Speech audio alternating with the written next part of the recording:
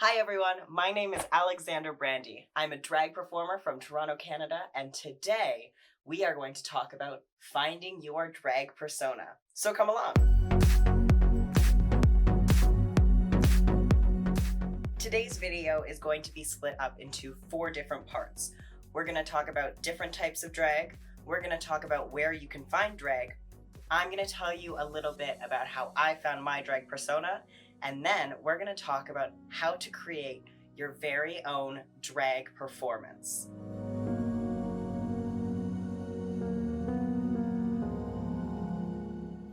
Drag queens and drag kings worked together a lot, especially in the 1900s when both of those terms were coined. It wasn't until the early 90s when drag queens and drag kings started to separate, and for some reason the world picked up drag queens more than drag kings. So drag kings have been along just as long as drag queens have, if not longer. There's some talk around that, but we'll let y'all do the research for that. I actually started out as a drag king. I started in male impersonation, and it became a really big part of my life, but it wasn't until after I found out that I was a trans man that my drag sort of began to change a bit more, and I fell into a new category called a gender performer. Now, gender performer is a term used primarily in Canada. In the States especially, people will use a term like queen or drag thing that we'll talk about later, but gender performer takes out any sort of binary that people might want, and so that's why I relate to this term a lot more. And my drag doesn't have to have a gender to be completely valid. Some gender performers that I really look up to are Gay Jesus and Baby Majora, so I'm gonna give you their information and you can check them out if you want to. And now for one of my favorite groups of performers. These performers blow me away. Performers like Yovska do drag creature looks and have absolutely no relation to what a human body or anything like that looks like. It's sort of post-human, and it's sort of the coolest thing on the entire planet. So if you're into like creature or alien, this might be the kind of thing that you want to look up. Now, the final category of drag that I'm going to talk about is club kids.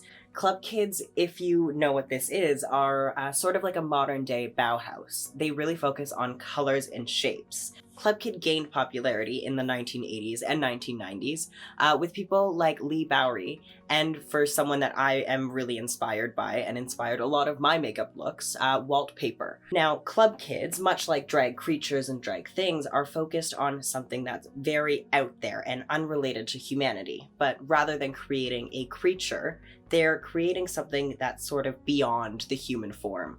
It's like an elevated person. Whew. Now, I don't know about you, but that was information overload to me. Now, I didn't bombard you with a whole bunch of information just so that you can try and fit yourself inside of a box. I'm just letting you know the different types of drag so that you can find inspiration from all sorts of different places. I've never been a drag creature, but I can pull things from their existence and put them into my drag, which is super cool. So don't get stuck into what you think drag is. Open up and look into a whole bunch of really cool things. This section is going to be all about finding out where you can find the drag that you're looking for.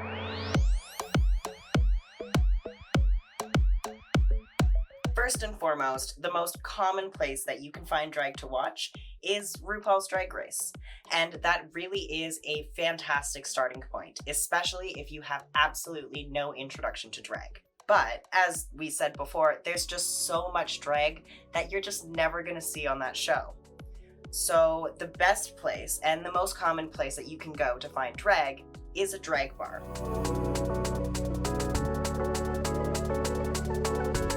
If you're over the age of 19 in Ontario, there are so many places, not only in big cities, but also in smaller areas as well, that you can go and see drag.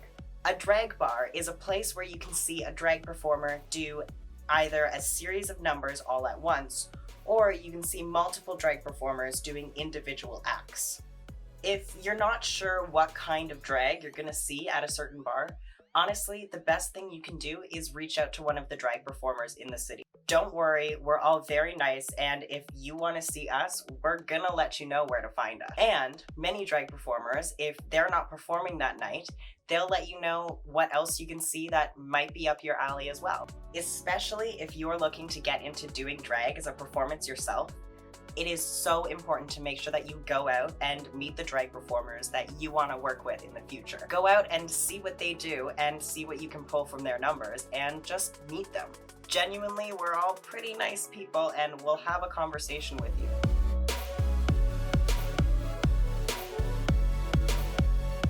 If you're not 19 yet, don't worry. There's still a lot of places that you can go to see drag yourself. There are kids shows, there are drag brunches that are usually kid-friendly. There's shows at libraries in larger cities that you can go and hang out with drag queens who will read to you. So don't let your age be a barrier to you experiencing drag. The ballroom scene is where you're gonna find voguing, the dance, you know, from Madonna that I think y'all heard about. But voguing has been around long before Madonna and long before RuPaul's Drag Race. I think y'all already had some information about this, but go ahead and check out Paris is Burning. Watch that film if you haven't already. It will change your life and your perspective on drag. If you do ever come to Toronto and you're interested in the ballroom scene, I highly suggest checking out the Kiki Ballroom Alliance. They are super cool and they do some amazing, fantastic events throughout Toronto. Even if you can't make it into the city, I highly recommend checking out Vogue videos online. There are so many on YouTube, and if you want to go and see some people do amazing things, please just look up Vogue videos online.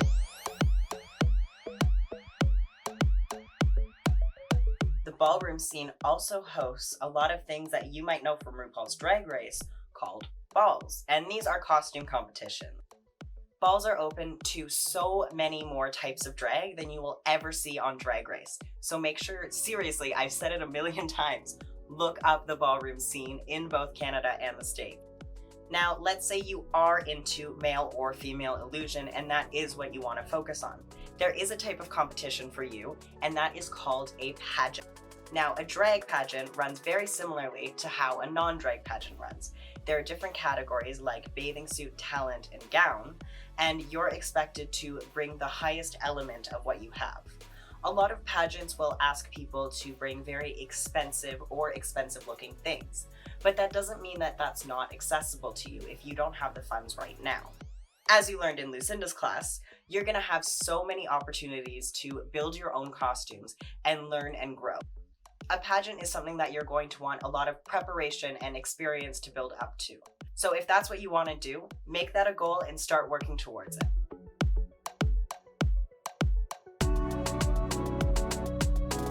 Now, say pageant isn't your thing, or say that you want some experience before you get into pageant. There are an endless number of drag competitions that you can enter. Drag competitions can range from so many different styles of drag and so many different ways of performing. I love competing in competitions. It is my absolute favorite thing to do, and I join 1 or 2 a year. The reason I love competitions is because it lets me grow and build my drag into something cool and new every time. A competition, whether or not I win, is going to give me a chance to work with other drag performers and build off of them. Competitions are a great way to see what you have to do to learn and grow. And competitions are a great way to get new challenges. Every single week or every single time you compete in a competition, you're gonna get a list of challenges, and you have to go and work and create something that you've never created before because the challenges are just not what you're used to doing. And sometimes it's really hard, but then at the end, you have this really cool, awesome piece of work that you got to make. One of my absolute favorite acts, and one that I have brought all across the country, came from a competition I did just over a year ago. So if you're ready to grow and learn and try new things, a competition might be the thing for you.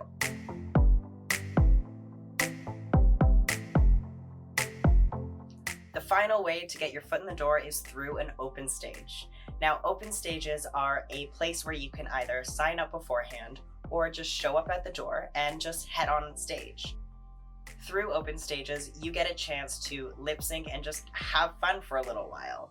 They're really cool, and there's actually a whole bunch of open stages online. Based out of Toronto, every single Tuesday, a performer named Jada Hudson does an open stage on Instagram. I believe it's at 8 p.m., but I will share the details right here. And I host an open stage on Zoom on a platform called Glad Day TV with my company, House of Kings. So that runs about twice a month on Saturdays. So don't think just because you can't go outside right now or that you live further away from a city that you can't do really awesome open stages online. Speaking about online, there are an endless number of performers who have an entire career built on their online presence. Instagram, TikTok, YouTube, and even Reddit are places that you can go and just put what you have online. The really cool thing about 2020 is that we get to create our own universe and get to build our own careers. So whether you want drag to be something fun you do or you want to go and build a full career out of it, there are so many avenues that you can find to go and create your own place.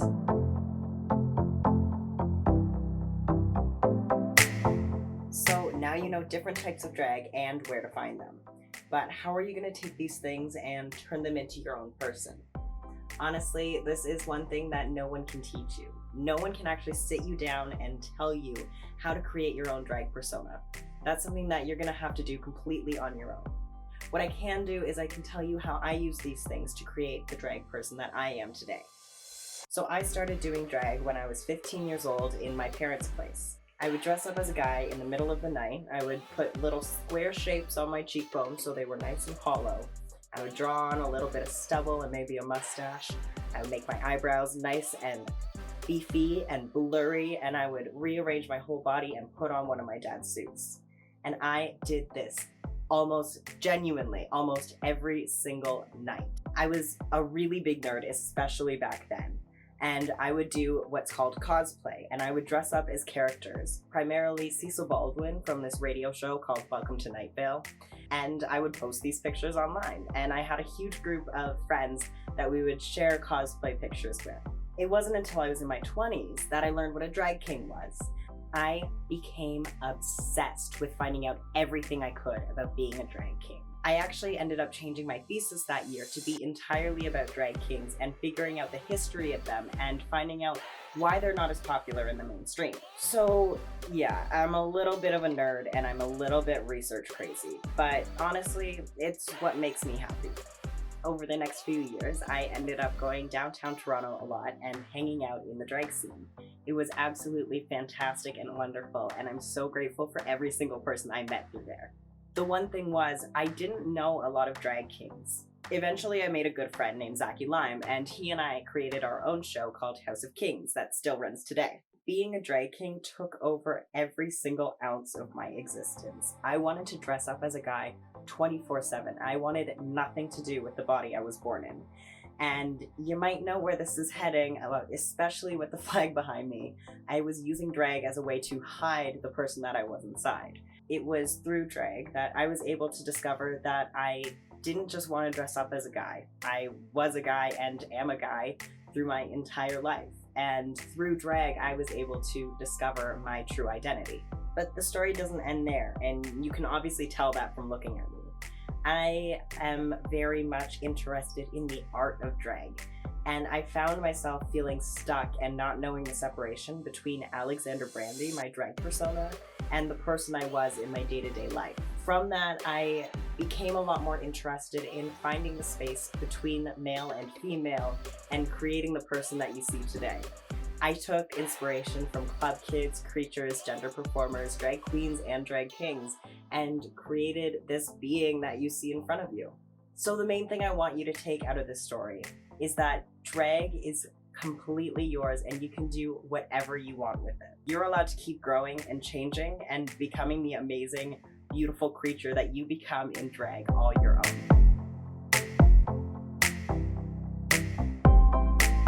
So now you've figured out a whole bunch of things that you can do. You have different types of drag, you've learned costuming skills, makeup skills, hair skills. What's the final thing you need to know? How to create something to put on stage.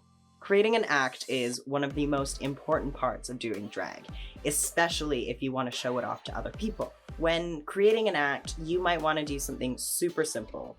You might want to just go up on stage, look your part, and lip sync to a song, and that is completely valid.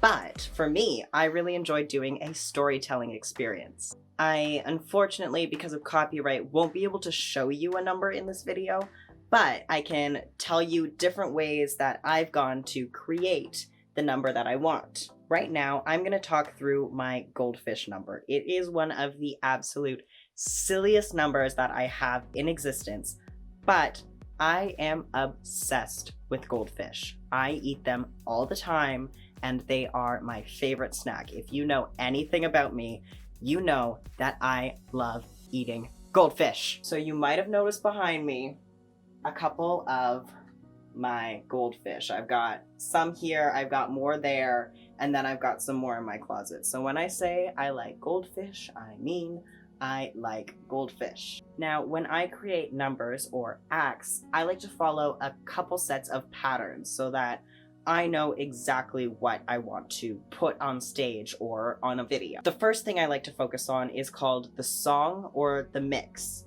A mix is a mix of songs and words, or maybe two songs together, which is why it's called a mix. It's mixing things all in one. So for my goldfish number, I have a mixture of my own voice, put in a bit of auto-tune, and sounds from a YouTube series called Don't Hug Me, I'm Scared, along with some goldfish commercials and a song by Doja Cat. When I put all of those numbers together, they create a storyline from beginning and end, starting with me talking with my computer and ending with my computer saying goodbye.